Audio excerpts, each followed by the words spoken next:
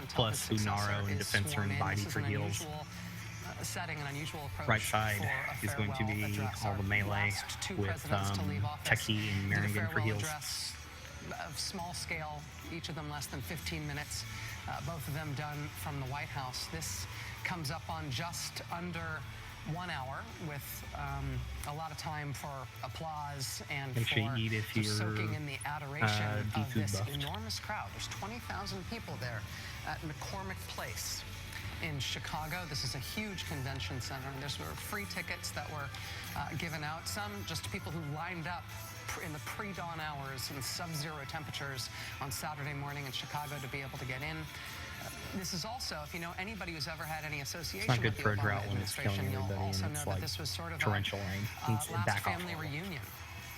People who were involved in any of the president's campaigns. You heard him shout out people who worked on his 2012 re-election campaign, his 2008 campaign to become president, even his campaign before then in 2004 to become a United States senator. I think California is designed and of course for he's rain. gone home Sprinkles to do in the this. highway This is flood. Chicago, where he worked as a community organizer. Where he became a state senator from the south side of Chicago, and from which he launched his initial foray into national politics. Started his first national profile really grew from his speech at the Democratic National Convention in Being for a Reed surprise was 2004. heroic. Remember that speech? It's not red states Why'd they come America. back? It's not blue states America. It's the United leave it States for a of minute. America. Well, that speech, which really launched him as a national figure, Knew there were that ring. 17,000 people in the room for I'm just that going back into the green unbelievable group speech. ring. There are 20,000 people in the room. Too far enough for away? this one, and this is not usually the way that presidents say goodbye. I'm Rachel Maddow here in New York. I'm joined by a number of my friends here from MSNBC. I want to go first to Joe, is my your dear play colleague, any Chris different with her? Matthews. Chris, what did you think? I've noticed that I dip a little bit more, but I think I'm getting a control on it. Many people saw that for the first time. Yeah. I'm not really comfortable with mine right now. I don't like it. Yeah, it's different. It's a testament to our healers and to the players that we play with that we got that down tonight, because I was not comfortable.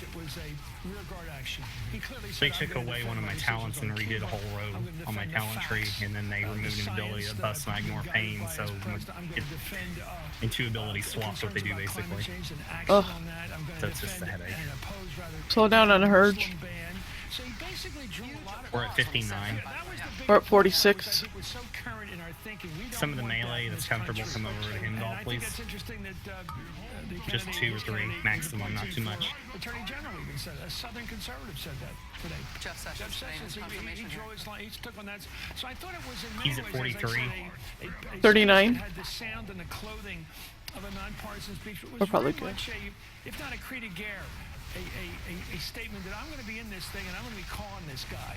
And I He's thought at this 30. was the best line. Actually, I don't 32, so you're a little ahead. This I think really got Alright, to the just heart burn of them this both fight quickly. with, We'll get 'em. Trump. And it is a fight. Everyone on her.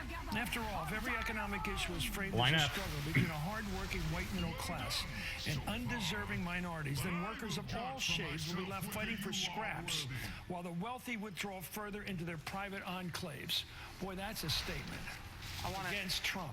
We should also note that there was just a very Remember, in the final phase, keep your tornadoes against the wall, please. I think because speeches aren't usually approached this way. We've never really had such a long, heartfelt thank you. Again, it was a little bit of a family reunion here, feel here, but you saw Malia Obama, his eldest daughter, wiping away a tear as he thanked his wife, and then the president himself taking out his handkerchief and wiping away a tear, thanking people who worked on his campaign, thanking his vice president, thanking people who got him where he was, and making a cry that people should get back involved. Got him. It's now 10 o'clock on the East Coast. I'm Rachel Maddow with our continuing coverage of President Obama's farewell address in Chicago tonight. I'm joined by a number of my MSNBC colleagues here, including Chris Matthews and Chris Hayes here on set. Chris, I wanted to ask you about... Remember, drag the ad all the way into the color. Doesn't matter if you're in it. With some humor in his voice, if you're tired of arguing with strangers on the internet, try to talk with one in real life. If something needs fixing, lace up your shoes and do some organizing. If you're disappointed by your elected officials, grab a clipboard, get some signatures. Purple and run orange. for office yourself. Show up, dive in, persevere. Purple. You know, it was I think what was powerful about that portion and the speech in general is that if there's anyone who has a right to well-earned cynicism about American politics, it's probably Barack Obama. I mean, at one level, right, he's this remarkable story. He was elected twice. But also watching what has happened during his tenure and who will be coming after him. Yeah. You can imagine distance from his own values. Distance from his own value. I think you can imagine him or someone, a lot of people who support him being cynical. And this whole speech was really about him basically testifying in a very personal way. I am more optimistic, confident in the power and potential of American civic involvement and American citizenship and the potential of American democracy than I was when I was a sort of naive young kid who didn't have any great hair and burst onto the scene. I now have the battle scars, and believe me, I've been there, and I can tell you, I'm testifying to you firsthand. I watched this guy question he didn't say this, I watched this guy question my citizenship and now succeed me. And Move, guys. I'm telling you. He didn't say that. You can still, but that was the subtext. That was the subtext, right? Was that, I'm telling you, he said your faith in people will sometimes be disappointed, but it will more often than not be rewarded. Gotta be faster on those ads and move it to the... Yeah, the way that quote that I just read, the way that finished was, sometimes you'll win, sometimes you'll lose. Presuming a reservoir of goodness in others can be a risk. And there will be times when the process disappoints you.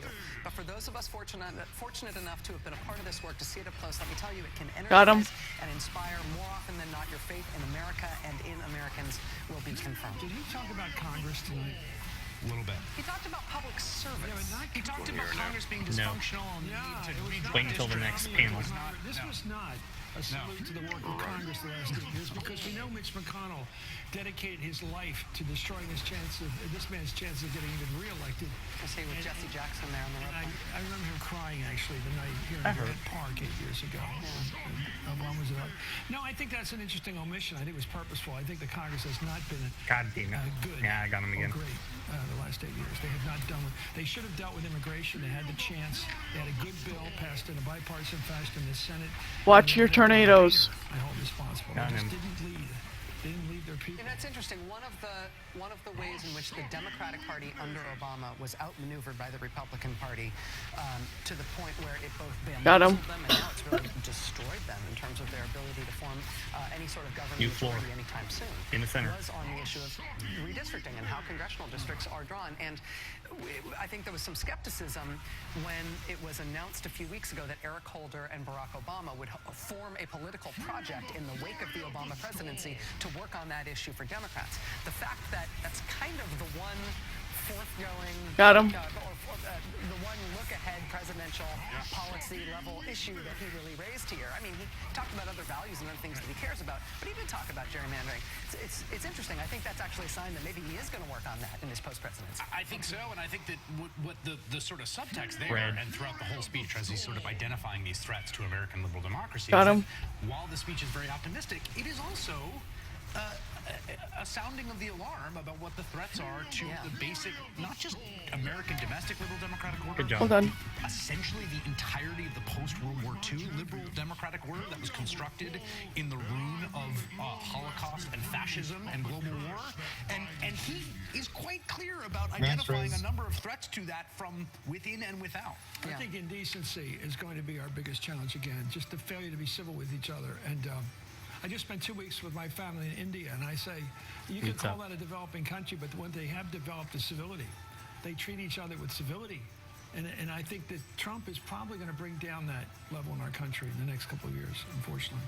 Obama said tonight, protecting our way of life requires more than our military. Democracy can buckle when we give in to fear.